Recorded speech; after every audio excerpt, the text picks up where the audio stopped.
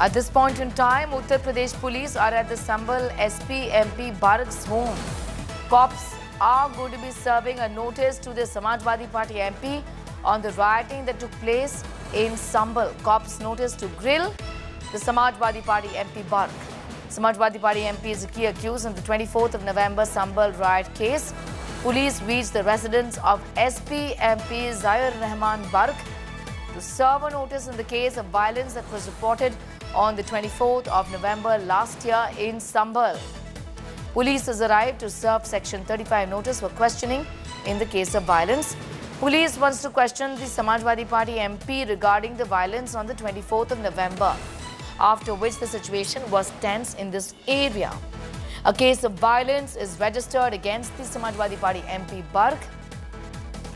Top police officials with heavy police force are at the residence in Deepa Sarai, is what we know.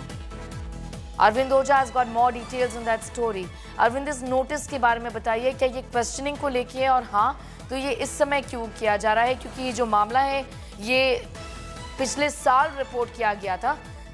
Samajwadi party MP का role इस पूरे case में पहले देखा गया था। देखिए, समाजवादी पार्टी के जो सांसद हैं जियाउर रहमान बर्क, उनके खिलाफ संभल पुलिस ने एफआईआर दर्ज की हुई है।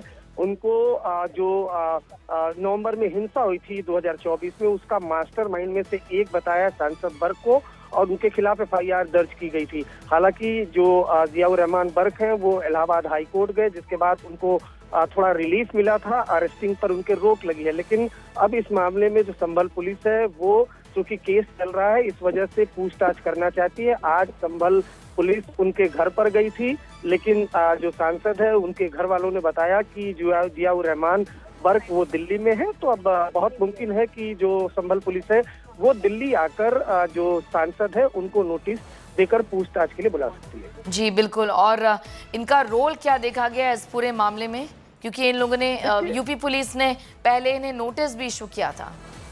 जी बिल्कुल, देखिए जो बर्क है उनके खिलाफ बाकायदा एफआईआर दर्ज हुई है। जब वायलेंस हुआ था उसके बाद संभल पुलिस ने आरोप लगाया था कि इन्होंने भीड़ को उकसाया और उसके बाद भीड़ को बुलाया था और उसके बाद वहां पर जमकर हिंसा हुई थी।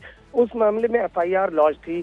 हालांकि जो जियाउर रहमान बर्क है वो एफआईआर क्वैश करने के लिए और अरेस्टिंग पर रोक लगाने के लिए इलाहाबाद कोर्ट गए थे। इलाहाबाद कोर्ट ने अरेस्टिंग पर स्टे लगा दिया था, लेकिन साथ ही साथ कहा था कि जब भी पूछताछ के लिए पुलिस बुलाएगी तो जाना होगा, और उसी के तहत पुलिस ने पूछताछ के लिए बुलाया। हालांकि इसके पहले 2 दिन पहले जो जामा मस्जिद के सदर है जफर अली, उसको अरेस्ट किया गया है और उससे पूछताछ के बाद कुछ एविडेंस मिले हैं, जिसके बाद अब जो जियाउर रहमान बर्क है उससे संभल पुलिस पूछताछ करना चाहती है। और अभी जब संभल पुलिस गई है उनके घर पर तो फैमिली ने बताया कि वो दिल्ली में नहीं है, तो बहुत मुमकिन है कि संभल पुलिस दिल्ली आकर सांसद को नोटिस देगी और पूछताछ में शामिल होने के लिए बोलेगी। पूरे राइटिंग के मामले में सिविलियंस इंजर भी हुए थे और इस पूरे केस में डेथ भी हुए थे।